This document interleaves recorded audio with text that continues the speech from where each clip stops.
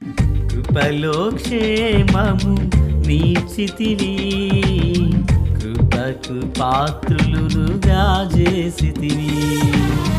కృపలో క్షేమము నీచితివి, కృపకు పాత్రులుగా చేసితివి.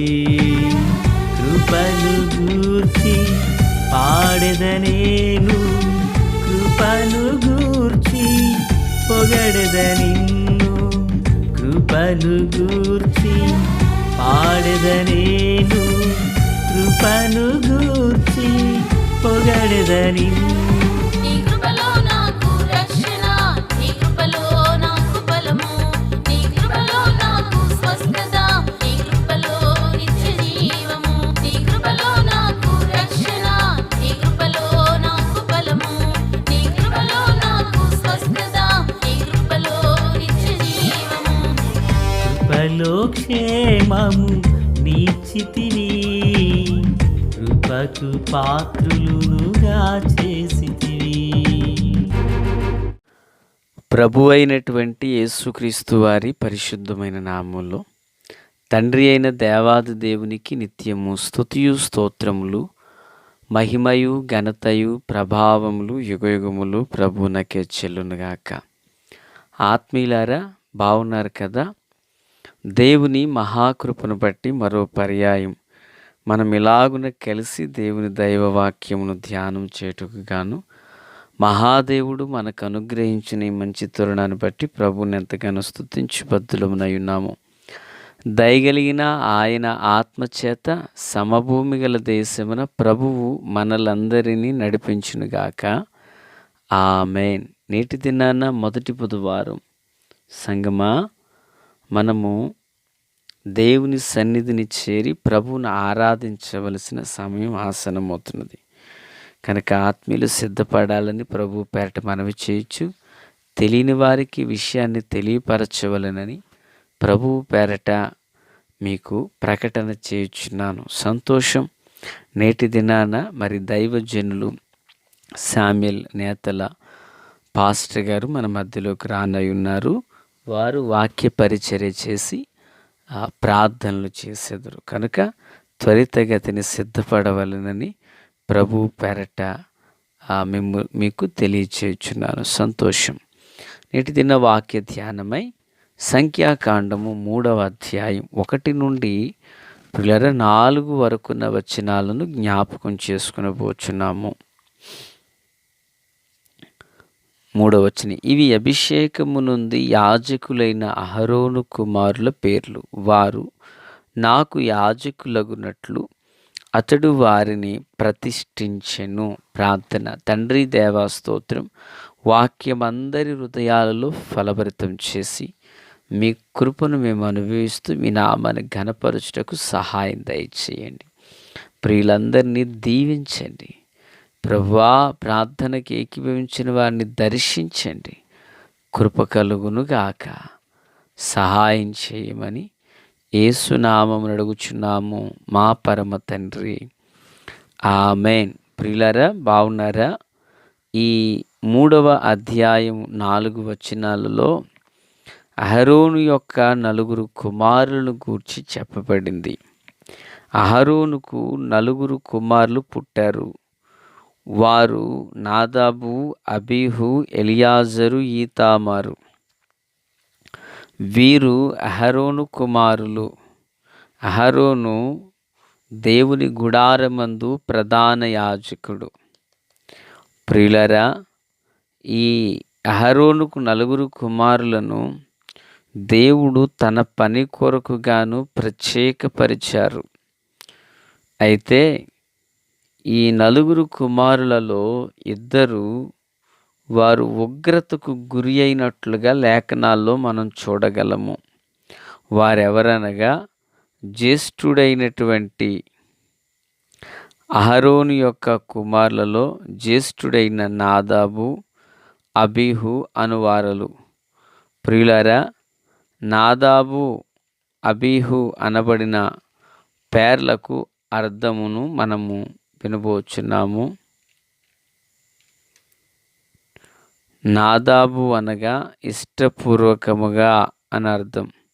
అబీహు అనగా రెండవ వాడితడు, దేవుడు అని అర్థము.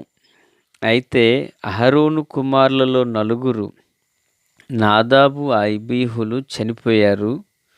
తరువాత కుమారులైన ఎలియాజరు, ఈతామారులు సజీవులై దేవుని సేవను, యాజక ధర్మమును కొనసాగించినట్లుగా చూస్తున్నాం.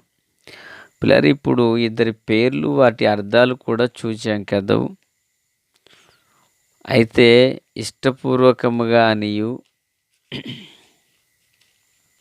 ప్రియులరా, అలాగుననే మరి ఒకరి పేరు దేవుడు అని మనం విన్నాం. అయినను వీళ్ళు చనిపోయారంట. ఎందుకు చనిపోయారు అంటే, మనము ఈ సంఖ్యాకాండము 3వ అధ్యాయమందు మనం చూచినప్పుడు వారు దేవుని సన్నిధానానికి వేరొక అగ్ని తీసుకొచ్చారని భక్త మోషే వివరించారు. వేరొక అగ్ని వీరెక్కడి నుండి తెచ్చారు? అసలు దేవుని గుడారంలో వేరొక అగ్నితో ప్రమేయమేముంది? దేవుని గుడారంలో అగ్ని ఎక్కడ, ఎందుకు ఉండేది అంటే, మనము దేవుని గుడారపు నమూనాను చూచినప్పుడు అది 3 భాగములు కదా. అలాగునని 3 చోట్ల వెలుగు లేక అగ్ని ఉంటుంది. 1 బలిపీఠము, 2 పరిశుద్ధ స్థలము. పరిశుద్ధ స్థలమునకు చివరిన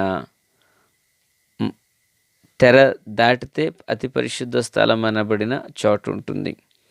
ఏవే వస్తువుల మీదను, బలిపీఠం మీదను, దీపవృక్షము మీదను, అలాగుననే ధూపవేదిక మీదను 3 చోట్ల అగ్ని ఉంటుంది.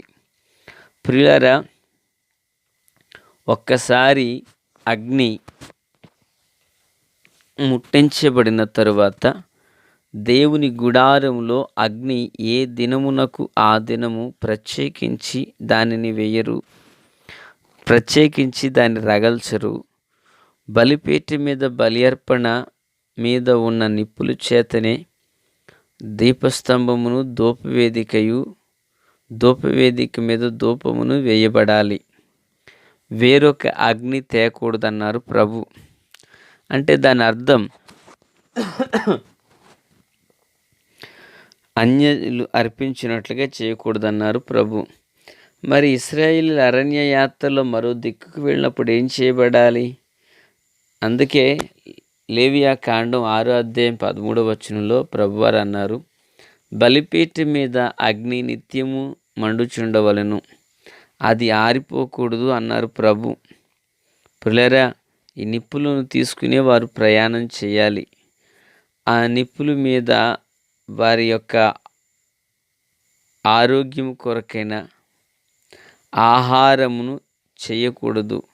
కేవలం అది పరిశుద్ధమైన అగ్ని గనుక, అది పవిత్రమైన అగ్ని గనక దేవుని గుడారంలో బలి అర్పణకు మాత్రమునే వాడాలి. దేవునికి స్తోత్రం.